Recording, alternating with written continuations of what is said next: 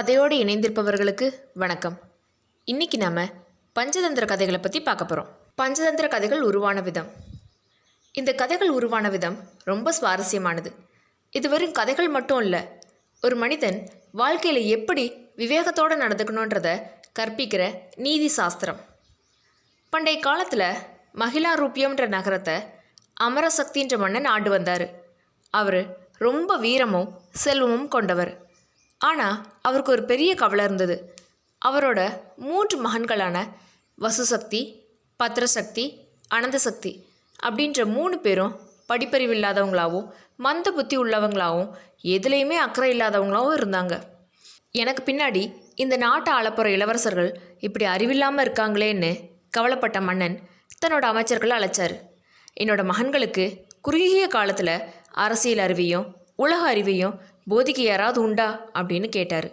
அப்போது அமைச்சர்கள் எல்லாம் விஷ்ணு சர்மான்ற முதிய அறிஞரை பற்றி சொன்னாங்க. அவர் சகல கலைகள்லேயும் வல்லவர். மன்னன் விஷ்ணு சர்மாவை கூப்பிட்டு, என்னுடைய மகன்களுக்கு அறிவை புகட்டினா உங்களுக்கு 100 கிராமங்களை பரிசா தர்றேன் அப்படின்னாரு. அதுக்கு விஷ்ணு சர்மா, மன்னா, நான் கல்வியை விற்கிறவன் இல்லை, உங்களோட மகன்களை என்கிட்ட ஒப்படைங்க. வெறும் 6 மாத காலத்தில் அவங்கள நீதி சாஸ்திரத்தில் வல்லவர்களாக்குறேன் அப்படின்னு சொன்னார். மன்னரும் அவர் சொன்ன விதமே இளவரசர்களை அவர்கிட்ட ஒப்படைச்சார். இளவரசர்களுக்கு கடினமான பாடப்புத்தகங்களை கொடுத்தா அவங்க படிக்க மாட்டாங்கன்றத விஷ்ணு சர்மா தெரிஞ்சிருந்தார். அதனால் அவங்களுக்கு பிடிச்சமான விலங்குகள் மற்றும் பறவைகளை கதாபாத்திரங்களாக வச்சு வாழ்வியலுக்கான தந்திரங்களையும் நீதிகளையும் கதைகளாக சொல்ல தொடங்கினார். அவர் சொல்லி கொடுத்த அந்த கதைகளோட தொகுப்பு தான் பஞ்சதந்திரம். 5 தந்திரங்கள். விஷ்ணு சர்மா இளவரசர்களுக்கு 5 தலைப்புகளில் பாடங்களை எடுத்தார். 1 மித்ரபேதம், 2 சுகிர்லாபம், 3 சந்தி விக்கிரகம், 4 அர்த்தநாசம், 5 அசம்பிரேட்சிய காரித்துவம். விஷ்ணு சர்மா சொன்னபடியே 6 மாதங்களில் அந்த 3 இளவரசர்களும் சிறந்த அறிவாளிகளாகவும் சிறந்த முறையில் நாட்டை ஆள தகுதியுடையவர்களாகவும் மாறினாங்க. இந்த கதைகளை தான் நாம் இப்போ கேட்க போகிறோம். மித்ரபேதம். சஞ்சீவகன் பிங்களகன் கதை. வர்த்தக ஒருத்தன் தன்னோட பார வண்டியில் சஞ்சீவகன்ற பலசாலியான எருதை பூட்டி பயணம் செஞ்சான். அடர்ந்த காட்டை கடக்கும்போது எதிர்பாராத விதமாக சேத்துல சிக்கிய சஞ்சீவகன் தன்னோட காலை ஒடிச்சுக்கிச்சு. வணிகன் கொஞ்ச நாள் காத்திருந்தான். ஆனால் எருது குணமடையாததால் காட்டில் இருக்க விலங்குகள் அதை தின்னட்டும்னு அங்கேயே விட்டுட்டு தன்னோட பயணத்தை தொடர்ந்தான். ஆனால் சஞ்சீவகன் விடாமுயற்சியால் சேத்திலிருந்து மீண்டு யமுனை நதிக்கரையில் இருந்த செழிப்பான புற்களை உண்டு சில நாட்களில் பழைய நிலையை விட அதிக பலத்தோடு வளர்ந்தது. மகிழ்ச்சியில் அது அப்பப்போ இடி முழக்கம் போல் சத்தமாக கர்ஜனை செஞ்சது. அந்த காட்டை பிங்களகன்ற சிங்கம் ஆண்டு வந்துச்சு.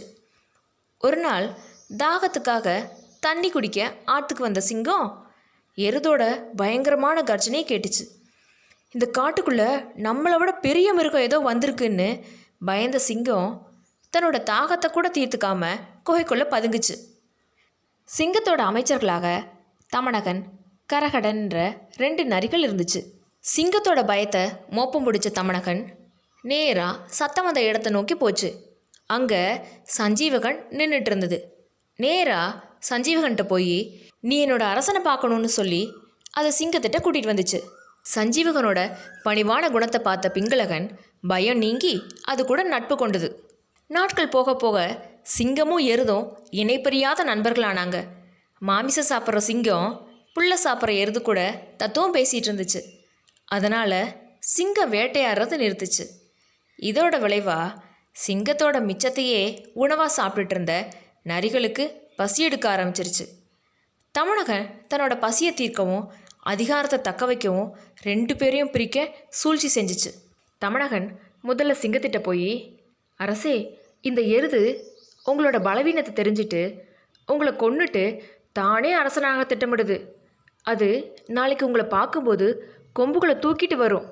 அதுதான் தாக்குதலுக்கான அறிகுறி அப்படின்னு போய் சொல்லிச்சு. அப்புறம் எருதுகிட்ட போய், சஞ்சீவகா, சிங்கம் உன் மீது கோபமாக இருக்குது. அது உன்னை தின்ன போகுது. நாளைக்கு நீ அதை பார்க்கும்போது அது தன்னோட வாயை திறந்து கர்ஜித்தா உன்னை தாக்க போகுதுன்னு அர்த்தம் அப்படின்னு போய் சொல்லிச்சு. மறுநாள் 2 பேரும் சந்தித்த போது தமணகன் சொன்னபடியே தற்காப்புக்காக 2 பேரும் ஒருத்தர் சந்தேகத்தோடு பார்த்தாங்க. சஞ்சீவகன் பயத்தில் தன்னோட கொம்புகளை தயார் நிலையில் வச்சுது. சிங்கம் அதை தாக்குதலாக நினச்சி எருதின் மேலே பாஞ்சுது. நீண்ட சண்டைக்கு பின்னாடி பிங்களகன் சஞ்சீவகனை கொன்னுடுச்சு. சஞ்சீவகன் இறந்த பின்னாடி நரியோட பேச்சில் இருந்த பொய்களை சிங்கம் உணர்ந்தது. ஆனால் ஒரு நல்ல நண்பனை இழந்த பின்னாடி வருந்தி பயனில்லை அப்படின்றதையும் உணர்ந்துச்சு. நரிகள் தங்களுக்கு தேவையான மாமிசம் கிடைச்ச மகிழ்ச்சியில் அங்கிருந்து நகர்ந்துருச்சு. கதையோட நீதி: தீயவர்கள் மற்றும் கோல் சொல்பவர்களோட பேச்சை ஆராயமாக கேட்டால் உயிருக்குயிரான நண்பர்களையும் இழக்க நேரிடும். எதையும் தீர விசாரிக்கிறதே அறிவு. குரங்கும் ஆப்பும். ஒரு ஊரோட எல்லையில் பெரிய கோயில் ஒன்று கட்டுறதுக்காக தச்சர்கள் காட்டில் மரங்களை அறுத்துட்டு இருந்தாங்க. மதிய உணவுக்காக தச்சர்கள் எல்லாரும் வேலையை நிறுத்திட்டு போனாங்க. அப்போது அவங்க ஒரு பெரிய மரக்கட்டையை நீல வாக்கில் பாதியாக அறுத்துட்டு இருந்தாங்க.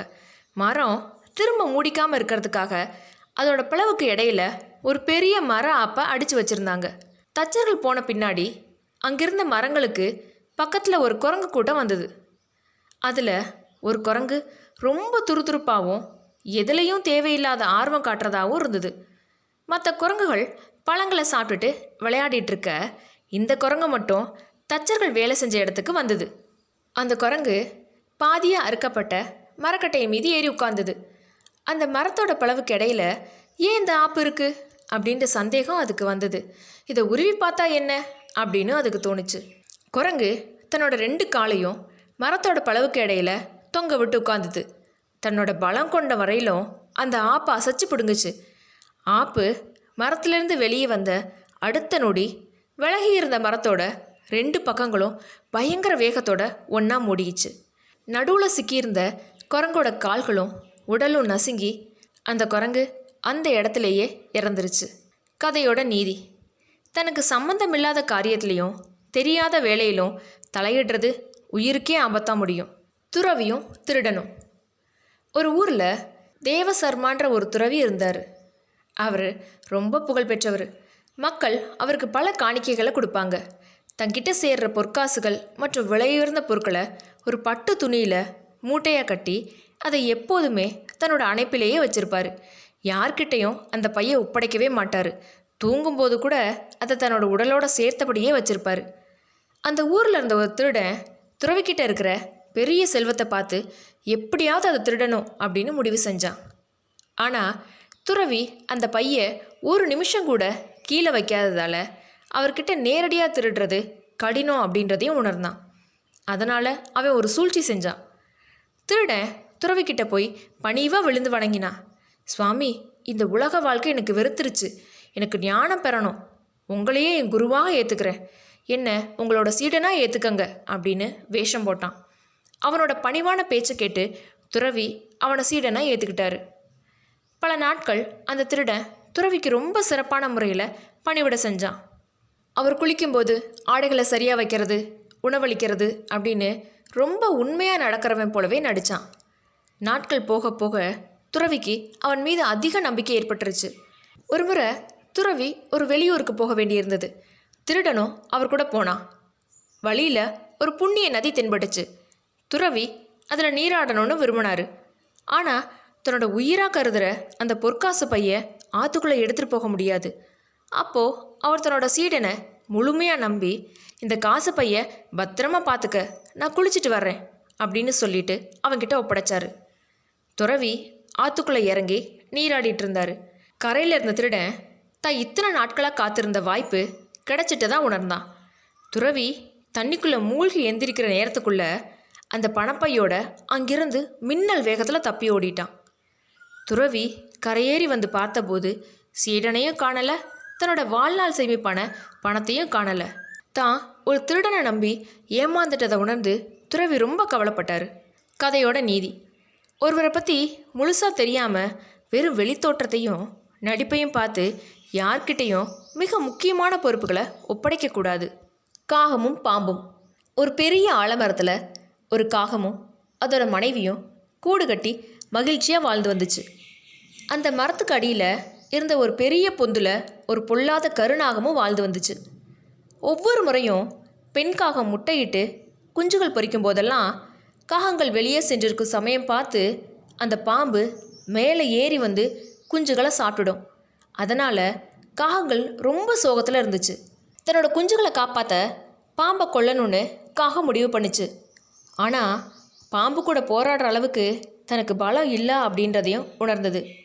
அதனால் தன்னுடைய நண்பனான நரிக்கிட்ட போய் ஆலோசனை கேட்டுச்சு. நரி சொல்லிச்சு, நண்பா, பலத்தால் செய்ய முடியாததை தந்திரத்தால் செய்யலாம். நீ அரண்மனைக்கு போ. அங்கே போய் ராணியோட ஏதாவது ஒரு நகையை திருடிட்டு வந்து யாராவது பார்க்குற மாதிரி இந்த பாம்பு பொந்துக்குள்ளே போடு அப்படின்னுச்சு. அப்படி போட்டால் என்ன ஆகும் அப்படின்னு காக்கா கேட்டுச்சு. போட்டு பாரு, அப்புறம் என்ன நடக்குதுன்னு நீயே பாரு அப்படின்னு சொல்லிச்சு நரி. அன்னைக்கு அந்த நாட்டு ராணி பக்கத்தில் இருந்த குளத்துக்கு குளிக்க வந்திருந்தாங்க. அவங்க தன்னுடைய விலையுயர்ந்த முத்து மாலையை கழட்டி கரையில் இருந்த ஒரு தட்டில் வச்சுருந்தாங்க. இதை கவனித்த காகம் சட்டுன்னு கீழே பறந்து வந்து அந்த முத்து மாலையை தன்னுடைய அழகால் கவிச்சு.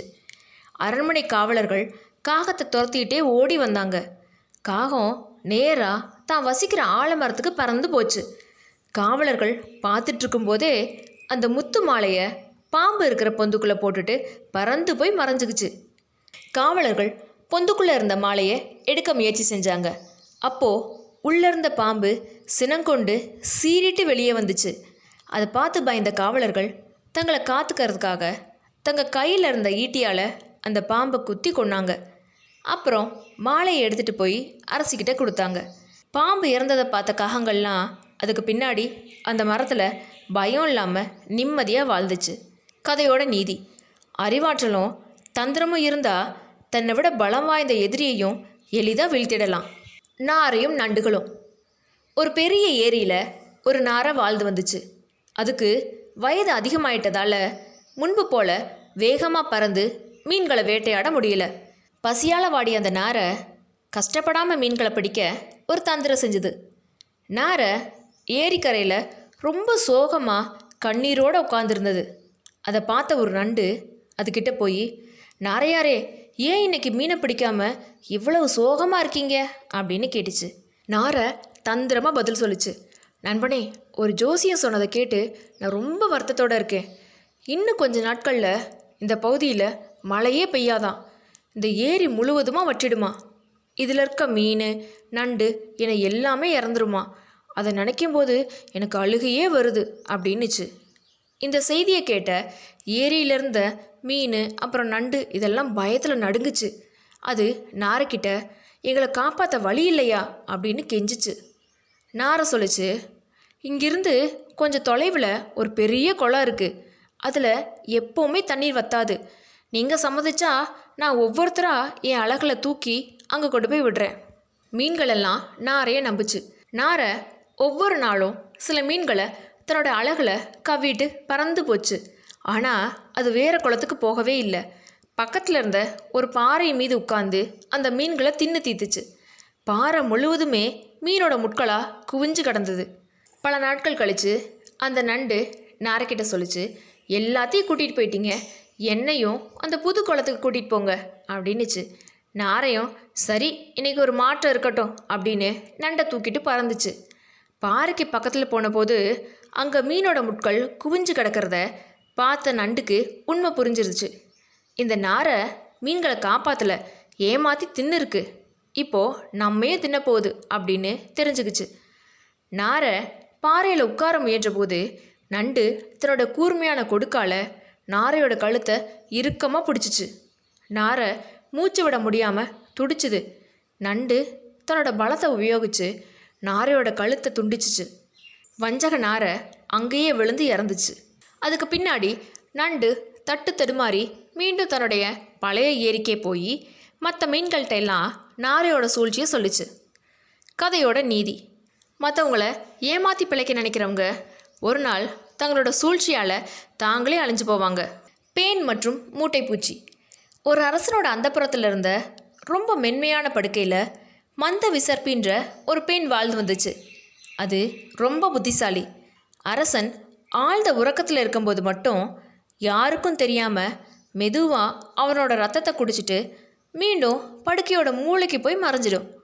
பல ஆண்டுகளாக இது யாருக்குமே தொந்தரவு கொடுக்காம அங்கேயே வாழ்ந்து வந்துச்சு. ஒரு நாள் அக்னிமுகன்ற ஒரு மூட்டைப்பூச்சி எப்படியோ அந்த படுக்கைக்கு வந்து சேர்ந்தது. அந்த படுக்கையோட மென்மையை பார்த்து அங்கேயே தங்க முடிவு செஞ்சது. இதை பார்த்த பேன், நீ இங்கிருந்து போயிடு, இது அரசனோட படுக்கை, உன்னால் எனக்கு ஆபத்து வரும் அப்படின்னு எச்சரிச்சிச்சு. மூட்டைப்பூச்சி ரொம்ப நயமாக பேசுச்சு. நண்பா, நான் உனக்கு விருந்தினராக வந்திருக்கேன். ஒரு விருந்தினனை துரத்துறது முறையில்லை. நான் பலவிதமான ரத்தங்களை குடிச்சிருக்கேன். ஆனால் அரசனோட ரத்தம் எப்படி இருக்குன்னு சுவைக்க ஆசையாக இருக்குது. தயவு செஞ்சு எனக்கு அனுமதி கொடு அப்படின்னு கெஞ்சிச்சு. கடைசியாக பெண் மனம் இறங்கி ஒரே ஒரு நிபந்தனை மட்டும் சொல்லிச்சு. சரி, நீ இங்கேயே தங்கலாம். ஆனால் அரசன் விழிச்சிருக்கும் போதோ அல்லது லேசான உறக்கத்தில் இருக்கும்போதோ அவரை கடிக்கக்கூடாது. அவர் நல்லா குரட்டை விட்டு தூங்கின பின்னாடி தான் நீ ரத்தத்தை குடிக்கணும் அப்படின்னு சொல்லிச்சு. மூட்டைப்பூச்சியும் அதுக்கு சம்மதம் சொல்லிச்சு. அன்னைக்கு இரவு அரசன் படுக்கைக்கு வந்தார். அவரோட உடல் வாசனை நுகர்ந்த மூட்டைப்பூச்சிக்கு நாக்கு ஊறிச்சு. பெயின் சொன்ன நிபந்தனையை அது மறந்துருச்சு. அரசன் படுத்த உடனே அவர் இன்னும் தூங்கிறதுக்கு முன்பே மூட்டைப்பூச்சி அவரை கடுமையாக கடிச்சிருச்சு. கடுமையான வலியால் அரசன் அலறி துடிச்சாரு. யாரோன்னு கடிச்சிட்டாங்க, படுக்கையை சோதியுங்க அப்படின்னு சேவகர்களுக்கு உத்தரவிட்டார். இதை கேட்ட உடனே தந்திரமான மூட்டைப்பூச்சி சட்டுன்னு படுக்கையோட ஒரு இடுக்குக்குள்ளே போய் மறைஞ்சிக்குச்சு. ஆனால் பாவம் அந்த பெண் மெதுவாக போகிற இயல்புடையதால் அதனால் வேகமாக போய் தப்பிக்க முடியல. படுக்கையை சோதனை செஞ்ச சேவகர்கள் அங்கே இருந்த பேனை பார்த்து இதுதான் அரசனை கடிச்சிருக்குன்னு நினச்சி அதை நசுக்கி கொண்டுட்டாங்க. கதையோட நீதி: அந்நியர்கள்கிட்டையும் குணம் தெரியாதவர்கள்கிட்டையும் பழகும்போது எச்சரிக்கையாக இருக்கணும். தகுதி இல்லாதவங்களுக்கு இடம் கொடுத்தா அவங்க செய்கிற தவறுக்கு நாம தான் தண்டனை அனுபவிக்க நேரிடும். சுகிர் லாபம். புலியும் பிராமணனும். ஒரு அடர்ந்த காட்டில் வயசான புலி ஒன்று வாழ்ந்து வந்துச்சு.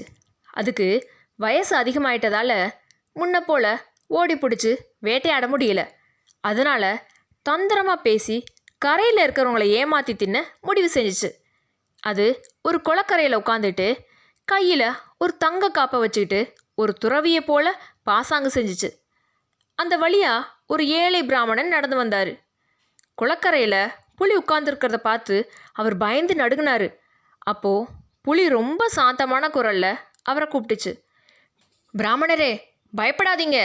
நான் இளமையில் பல பாவங்களை செஞ்சேன். இப்போது நான் திருந்திட்டேன். தினமும் தானம் செஞ்சு தவம் செஞ்சிட்ருக்கேன்.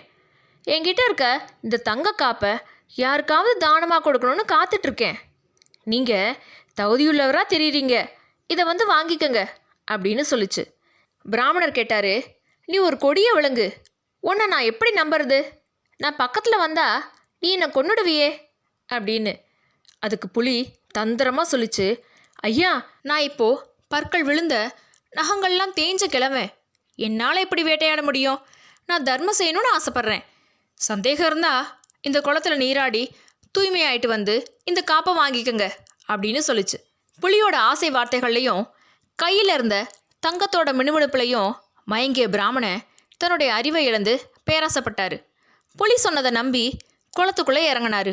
ஆனால் அந்த குளம் ஆழமான சேற்றை கொண்டிருந்தது. பிராமணன் சேத்துல சிக்கி நகர முடியாமல் தவிச்சாரு. இதை பார்த்த புலி, ஐயோ, நீங்கள் சேத்துல சிக்கிக்கிட்டீங்களே, கவலைப்படாதீங்க, இதோ நான் வந்து உங்களை காப்பாத்துறேன் அப்படின்னு மெதுவாக சொல்லி சிரிச்சுக்கிட்டே அவர் பக்கத்தில் வந்துச்சு. தான் காப்பாற்றப்படுவதை நினச்ச பிராமணன் அடுத்த நொடியே புலியோட வாய்க்கு இரையானார். கதையோட நீதி: அடிப்படை குணம் மாறாத தீயவர்கள் சொல்கிற ஆசை வார்த்தைகளை நம்பி பேராசைப்பட்டா அழிவு நிச்சயம். மான், காகம் மற்றும் நரி. ஒரு காட்டில் ஒரு மானும் ஒரு காகமும் ரொம்ப நெருங்கிய நண்பர்களாக வாழ்ந்து வந்துச்சு. அது எப்போவுமே ஒன்றாவே இருக்கும். ஒருத்தருக்கு ஒருத்தர் உண்மையாக இருந்தாங்க. ஒரு நாள் கொழு கொழுன்னு இருந்த மானை பார்த்த ஒரு நரிக்கு அதோட மாமிசத்தை சாப்பிடணுன்னு ஆசை வந்துச்சு. ஆனால் மானோட வேகத்துக்கு தன்னால் ஈடு கொடுக்க முடியாதுன்றதால தந்திரமாக அதை நெருங்க முடிவு செஞ்சுது. நரி மான்கிட்ட போய், நண்பா, நான் இந்த காட்டில் அனாதையாக அலையிறேன். உன்னை பார்த்தா ரொம்ப நல்லவனாக தெரியுது. நாம் நண்பர்களாக இருக்கலாமா அப்படின்னு ஆசை வார்த்தை சொல்லிச்சு. மானும் நரியோட வஞ்சகத்தை பற்றி தெரியாமல் அதை தன்னோட நண்பனை ஏற்றுக்குச்சு.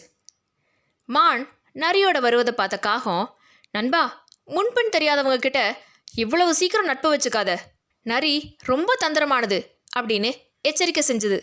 ஆனால் மான், நரி இப்போ திருந்திருச்சு, அதுவும் நம்ம நண்பன் தான் அப்படின்னு சொல்லி காகத்தோட பேச்சை தட்டி கழிச்சுது.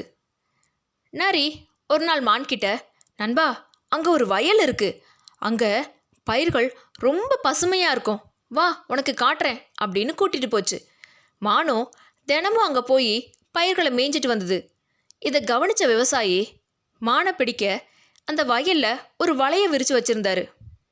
மறுநாள் வழக்கம் போல் வயலுக்கு போன மான் விவசாயி விரித்த வலையில் சிக்கிக்கிச்சு. வலையில் சிக்கிய மான் கதறிச்சு, நண்பா நரியே, சீக்கிரம் இந்த வலையை உன்னுடைய பற்களால் கடிச்சு என்னை விடுவிச்சிரு அப்படின்னு சொல்லிச்சு. ஆனால் நரி, இன்னைக்கு எனக்கு விரதம், நான் தோளால் ஆன எதையும் தீண்ட மாட்டேன், விடிஞ்ச பின்னாடி பார்த்துக்கலாம் அப்படின்னு சொல்லிட்டு மான் இறந்த பின்னாடி அதோட மாமிசத்தை சாப்பிட்லான்ற எண்ணத்தில் பக்கத்தில் இருந்த புதருக்குள்ளே மறைஞ்சிக்கிச்சு. இரவு ரொம்ப நேரம் ஆகியும் தன்னுடைய நண்பன் வராத கவனித்த காகம் வயலுக்கு பறந்து வந்தது. வலையில் சிக்கிய மானை பார்த்து ரொம்ப வருத்தப்பட்டுச்சு.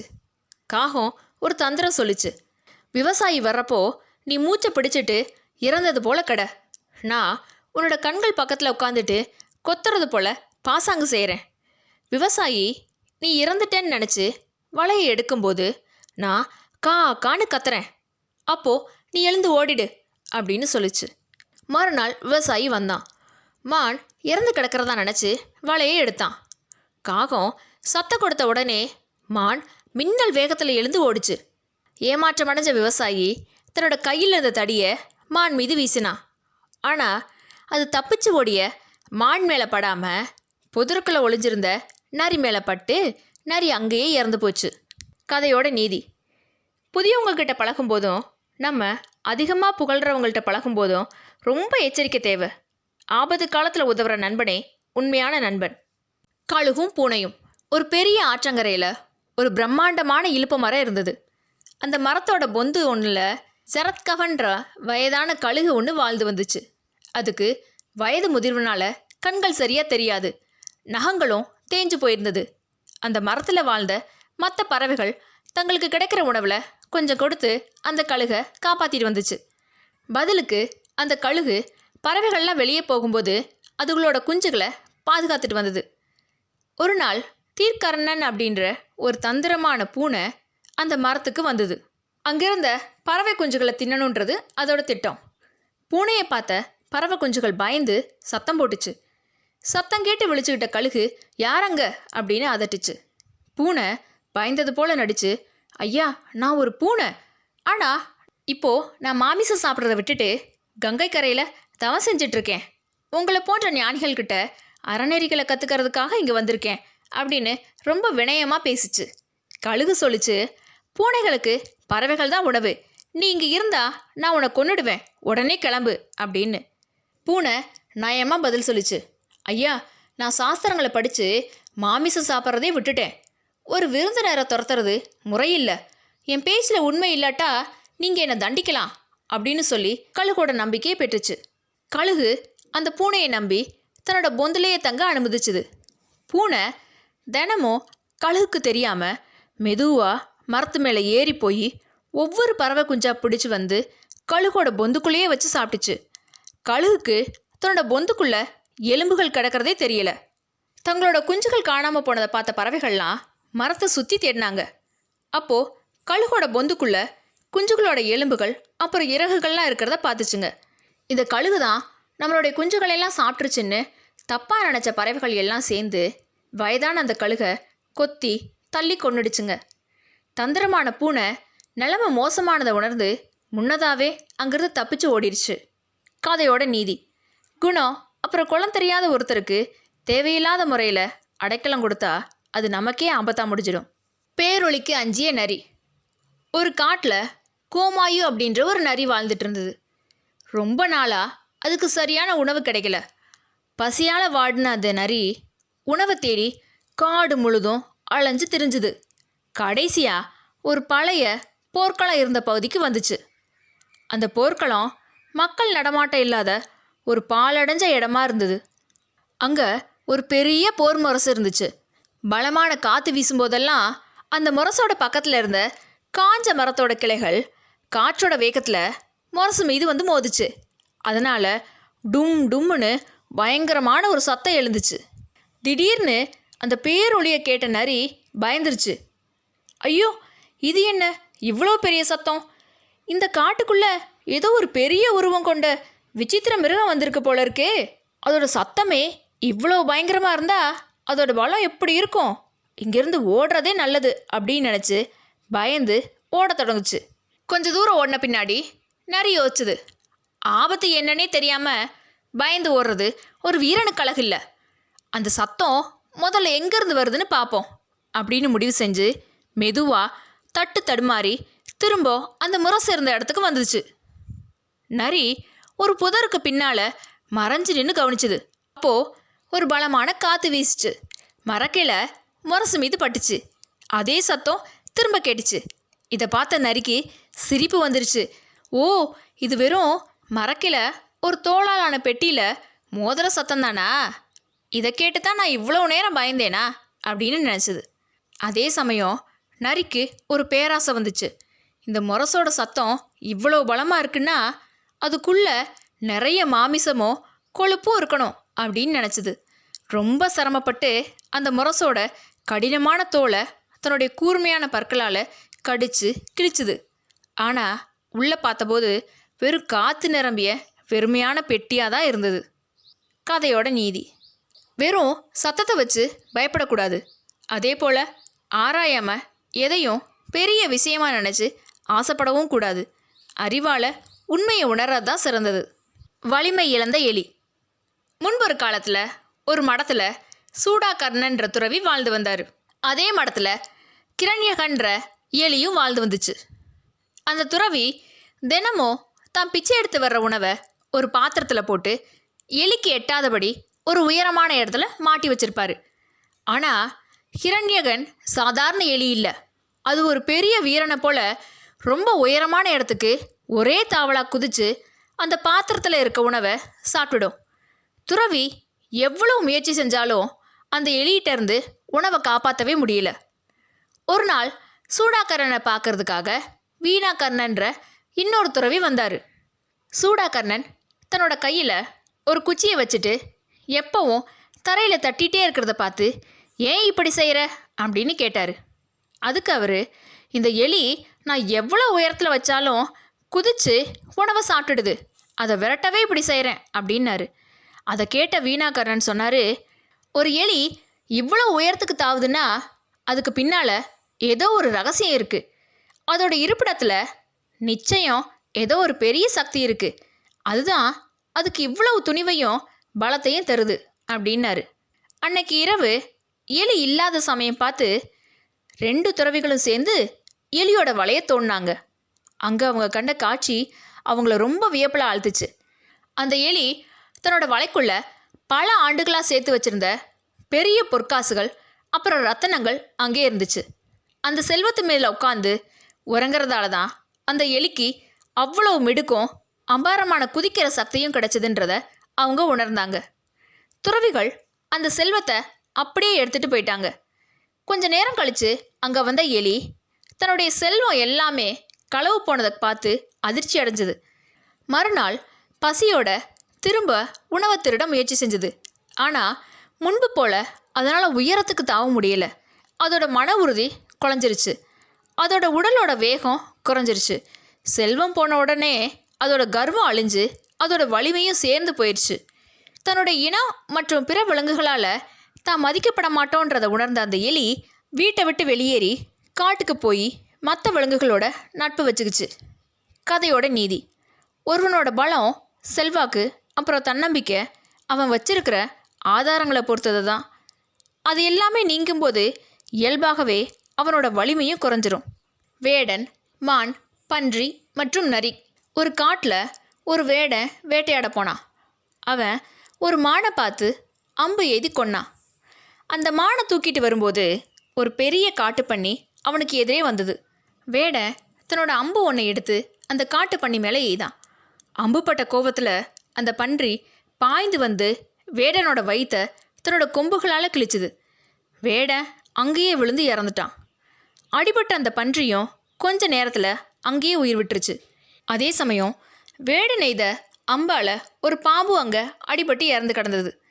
அப்போது அந்த வழியா ஆஷாட பூதின்ற ஒரு நரி வந்துச்சு. அங்கே ஒரு மான், ஒரு பன்னி, ஒரு மனுஷன், அப்புறம் ஒரு பாம்புன்னு 4 உடல்கள் கிடக்கிறத பார்த்து அதுக்கு எல்லையற்ற மகிழ்ச்சி உண்டாச்சு. நரி நினச்சிச்சு, அடடா, எனக்கு பெரும் அதிர்ஷ்டம் அடிச்சிருச்சு. ஒரே இடத்துல இவ்வளோ உணவு, இதை நான் இப்போதே சாப்பிட்டு தீர்த்தரக்கூடாது. சிக்கனமாக சாப்பிட்டு ரொம்ப நாளைக்கு சேர்த்து வச்சுக்கணும் அப்படின்னு. இந்த மனுஷன் எனக்கு 1 மாதம் வரைக்கும் உணவாவான். இந்த மான் அப்புறம் இந்த பன்னி இன்னும் 2 மாதங்களுக்கு வரும். இந்த பாம்பு இன்னைய பொழுதுக்கு சரியாக இருக்கும் அப்படின்னு நினச்சிது. இப்படி திட்டமிட்ட நரி இப்போது தன்னோட பசிக்கு எதை சாப்பிட்லான்னு யோசிச்சுது. விலை உயர்ந்த மாமிசங்களை அப்புறம் வச்சுக்கலாம். இப்போது அந்த வில்லோட நுனியில் கட்டப்பட்டிருக்க நரம்பு தோளால் ஆனது, அதை முதல்ல கடிச்சு பசியாறுவோம் அப்படின்னு முடிவு செஞ்சிச்சு. வேடன் வச்சிருந்த வில் வளைக்கப்பட்டு நானால் இறுக்கி கட்டப்பட்டிருந்தது. நரி அந்த வில்லோட நாணை கடிச்ச அடுத்த நொடி இழுத்து கட்டப்பட்டிருந்த வில் பெரும் விசையோட நிமிர்ந்துச்சு. வில்ல பிடிச்சிருந்த அதோட கூர்மையான நுனி நரியோட அன்னத்தை பிளந்து மண்டைக்குள்ளே ஏறிச்சு. நரி அந்த இடத்துலையே துடி துடித்து இறந்துடுச்சு. கதையோட நீதி: அளவுக்கு மிஞ்சினா அமிர்தமும் நஞ்சு.